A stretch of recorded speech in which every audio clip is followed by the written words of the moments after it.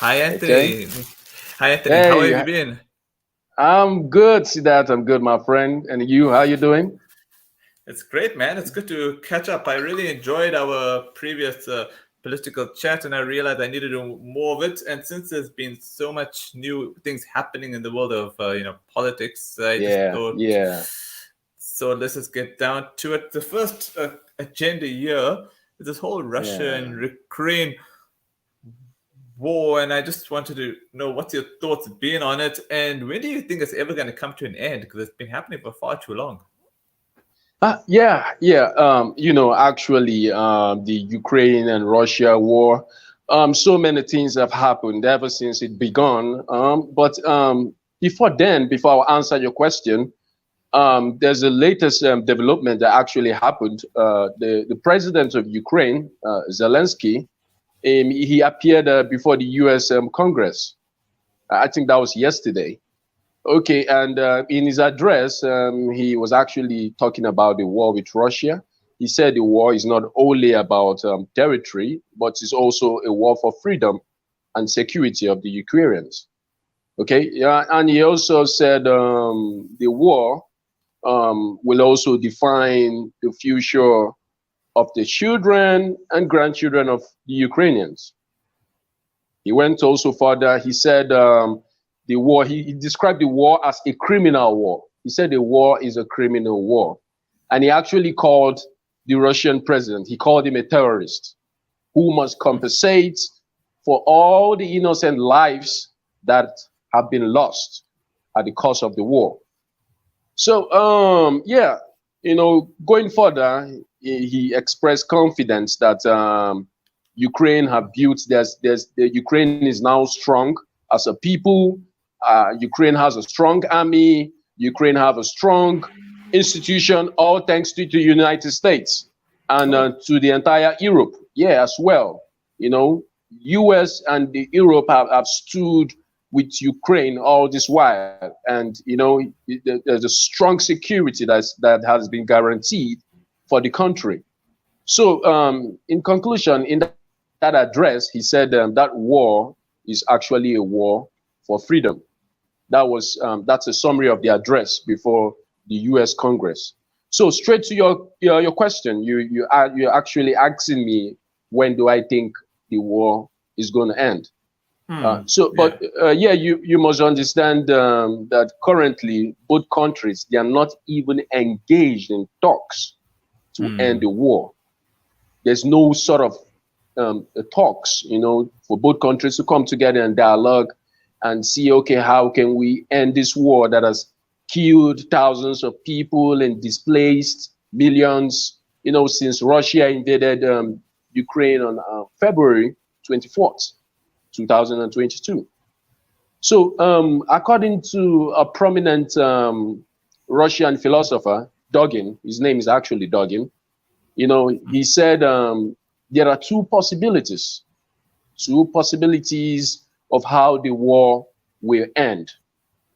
Now, the first possibility is either Russia wins the war, which is not easy. It Hmm. doesn't look easy now.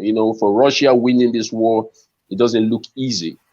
Then the Hmm. second possibility is that if the fight will end with the end of the world. I don't know if you understand that, but he said, except the fight ends with the end of the world. So he was actually saying these are the only two possible ways that the war is going to end. So, but before then, this week, the Ukrainian president Zelensky, he actually asked Russia, should withdraw their troops, withdraw their military, from the country, from Ukraine by this Christmas, as a step to, to end the war.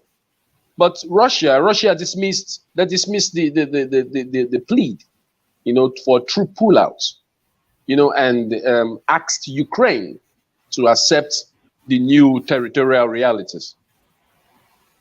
You see? So, Yeah. in summary, this just goes in two ways. Either Hmm. Russia wins this war, Or Ukraine wins it. or or Ukraine wins it. That's just it. That's you just summarize the total answer to that question. Yeah. Oh gosh, yeah, that sounds pretty bleak. Yeah.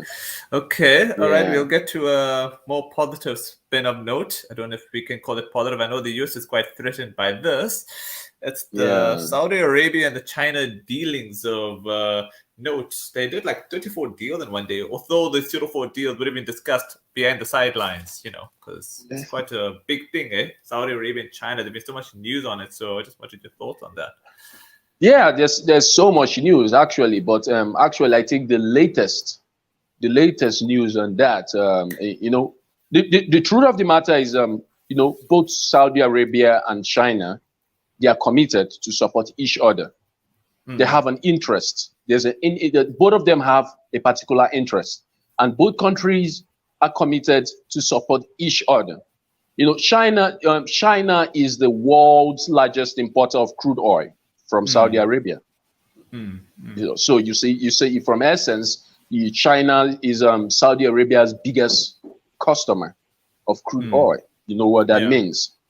So recently the Chinese president Xi Jinping, he visited the Crown Prince of Saudi Arabia, Prince Mohammed bin Salman. He visited him in Saudi Arabia. And actually, the purpose of that visit was it was actually related to global oil markets and non-interference in internal affairs. It's just aimed at deepening relationship between both countries. And this visit is actually coming at a time where the relationship between the US and Saudi Arabia is fractured. Yeah, the relationship is very bad, at the moment. So, just as you said, both leaders signed series of deals. They signed lots of deals, both the ones that were disclosed to the media and both the ones that were private. Not all deals was disclosed to the media. But from that visit, the Chinese president, he assured Saudi Arabia that China would continue to import large quantities of crude oil from them, and also increase its imports of liquefied natural gas. But he gave a condition. He said he called for the use of Chinese yuan to make payments for oil and gas. Yuan, exactly, yuan. So he actually required.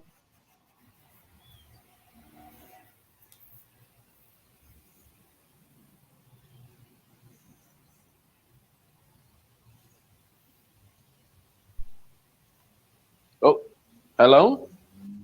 Yeah, I don't know what happened there. It's fine. You were saying something about the yuan. You were saying something about the yuan. Yeah, yuan. Yes, I was saying something about yuan. So, but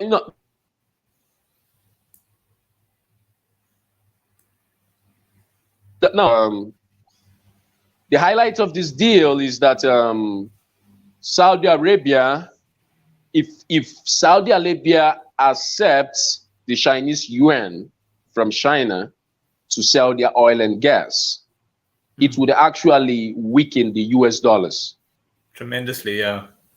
It will weaken the US dollars and it will strengthen the Chinese yuan globally.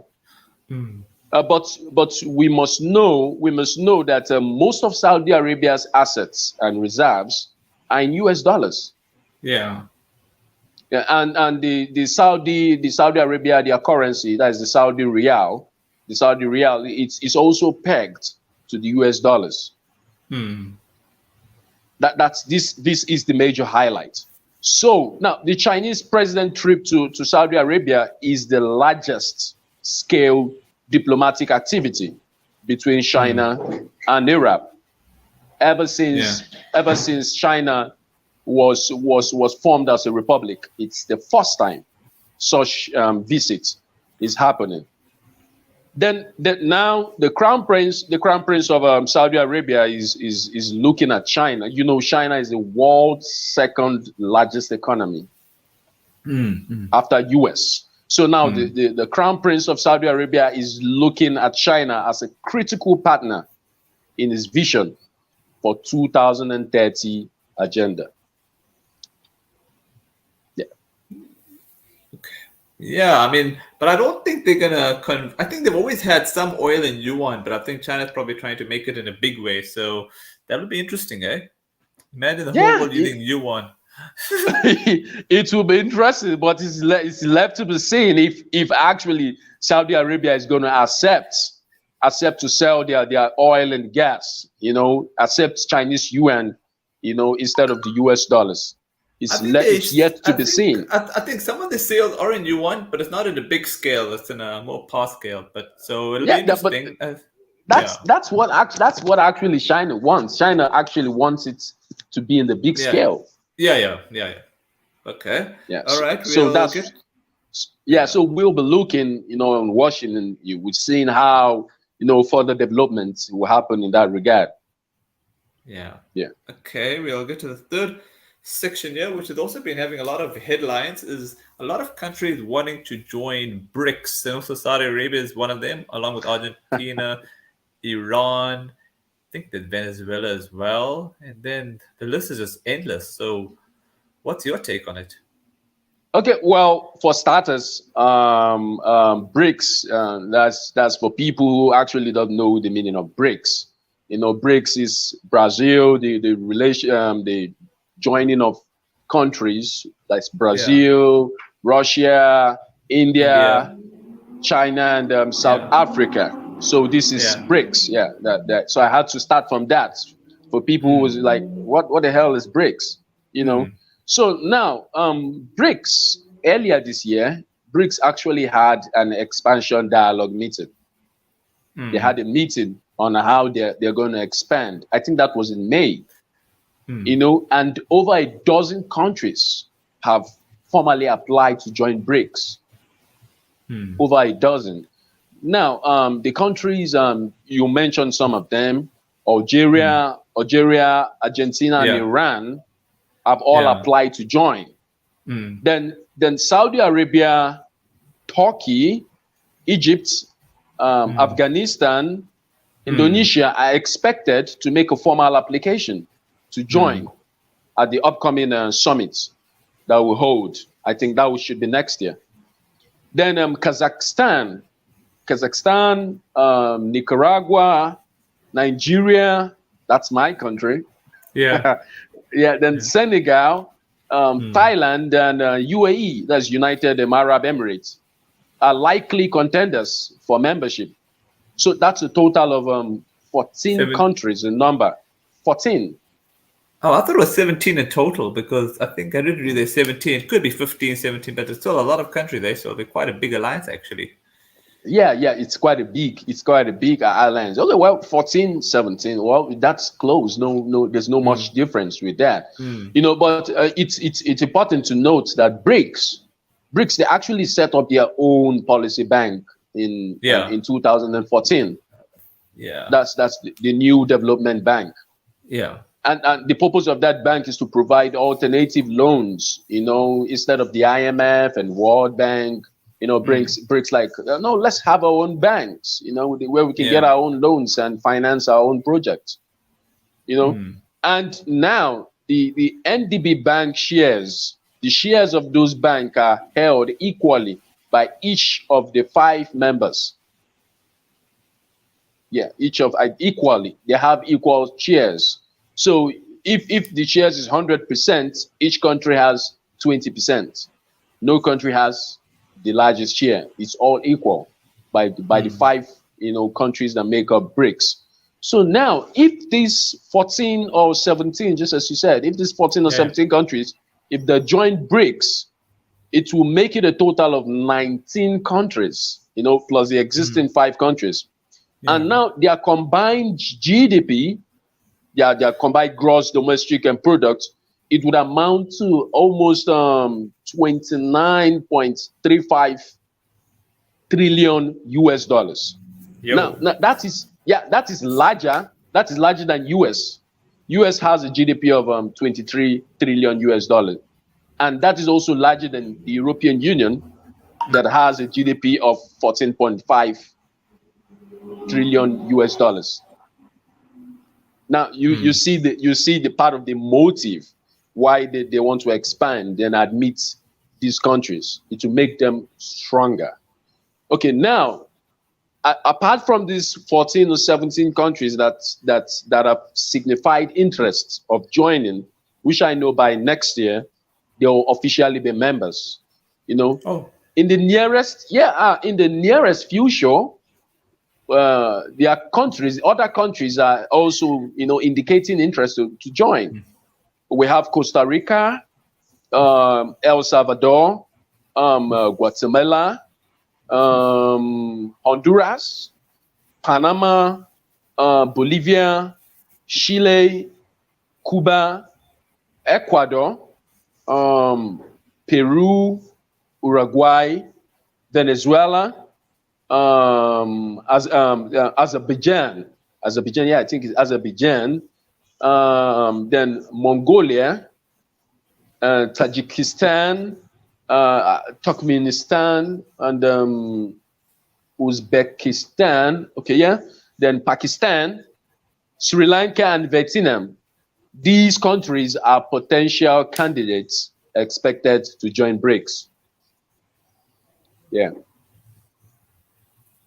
Yeah, man. I'm actually looking forward to Saudi Arabia being a part of BRICS, because I know Saudi Arabia is like a country that was really much connected to the US, and I think US must be more threatened with Saudi Arabia being part of BRICS, isn't it? Yeah. That's what I'm telling you. Saudi Arabia is going to join. Saudi Arabia, they're going to have indicated interest. They are going to join. Saudi Arabia is part of the 14 countries that's going to join. Yeah, they're going to join. Okay. They really love the idea of joining. They love the idea of being members of BRICS, because they know the potentials that it possesses. Yeah. Yeah, man. Yeah, I'm quite excited about that country, especially being there. And the last question here is the potential BRICS currency by gold. I know Putin's been quite dead keen about it. So what's your thoughts on it? Well, during the 14th annual BRICS summit, it held in June this year. It was announced that the 5 countries would be seeking to create a new world reserve currency to replace the US dollar. And now over the last 10 years, every BRICS nation has been increasing their gold reserves. Now, Russia reserves now stand at 2,300 tons of gold. They are the highest country that has the highest reserve of gold in the BRICS. Yeah. Then after Russia, then we have China. China reserves is 2,000 tons of gold currently. That's what they have currently. Then India has 800 tons of gold in their reserve. Then Brazil has 129.65 tons of gold. And South Africa, which actually has the lowest, South Africa has 125.35 tons of gold in their reserve. So now if BRICS are amassing gold, if they are gathering gold, and if they are really determined to make gold, if they really want to to return to gold backed currency, it would force the West to take a position of fiscal and financial austerity that it hasn't been forced to endure for a long time, because there hasn't been a gold standard anywhere on earth for the past 50 years. Yeah, this is the reality. It hasn't happened. So if BRICS are going to go ahead with this decision to have a gold-backed currency, man, that's another further blow to the West. Now the question is, I don't know if the West are actually gonna allow this to happen, because the West, they have they have their ways of doing their own thing. You know, they can go to the back and try to scatter the plan, because the West, you know, the truth of the matter is the US dollar has dominated the international markets for so long. And, you know, the US will want it to be that way. So if there's anything that's going to be a threat to the US dollar, trust me, they're going to fight. They're going to fight it. They're not going to sit back and look. No, they're going to fight it. No, but do you? So, but yeah. But yeah, the BRIC nation, they know about this. They know. So what they're actually doing now is to amass the gold and amass the gold. For now, it's Russia and China that's doing a very good job in that aspect. You know, so other country, the remaining 3 BRIC nations, they also need to amass as much gold as Russia and China have done, as well as the new countries that will come in. You know, if they keep on amassing gold, then fine. This is something that can be a reality in a couple of years. Yeah. But tell me something, but do you, anyway, endorse it if that situation does happen in BRICS with that currency? I endorse it. I endorse it because, you know, ever since the beginning of time, gold has been, you know, the strongest currency that has withstood all the financial hazards and all the ups and downs, all the instability of, you know, the world currency. The gold has been, you know, that currency that has withstood the test of time. You know, then after gold, I think the next, another thing that I think is closer to gold is Bitcoin. You know, but you know, the world, there's not yet 100% acceptability of Bitcoin yet. So yes, I endorse it, because if the BRIC nation finally, you know, make it a policy, you know, make a policy to ensure that their currency is gold, it will make BRICS much more stronger. And in fact, it will even make BRICS much more stronger than Europe and America. And that's what we want. We want the BRICS nation to rise. I want it to rise because my country is a potential member of BRICS. They're going to be a member very soon. Because those 14 countries that I listed that had interests to join, during their meeting, they all sent their finance ministers. Each country sent their finance minister, you know, to represent them. So my country is part of it. Your country is already a member of BRICS. Yes, South Africa is already a member of BRICS. So it will make the nation stronger. To make it stronger. So yes, of course, I endorse it. There's no currency or there's no assets that is stronger than gold. None. Till now, and from now to the end of time, there's nothing that is stronger than gold. So that is a very great idea, and I really endorse it. Yeah. I really endorse it. Yeah. Okay. Okay, I think that's pretty much it. Hey, thanks so much for giving me your great insights. It's just nice to have another opinion, because I've always been watching all these updates, but it's nice to get someone's feedback on it. Oh, thank you. It's good. It's good to have you around, Siddharth, and it's good to be on your show. I always enjoy it anytime I'm on your show. Thank you so much for having me. Sure, man. Anytime. Yeah, you too, bro.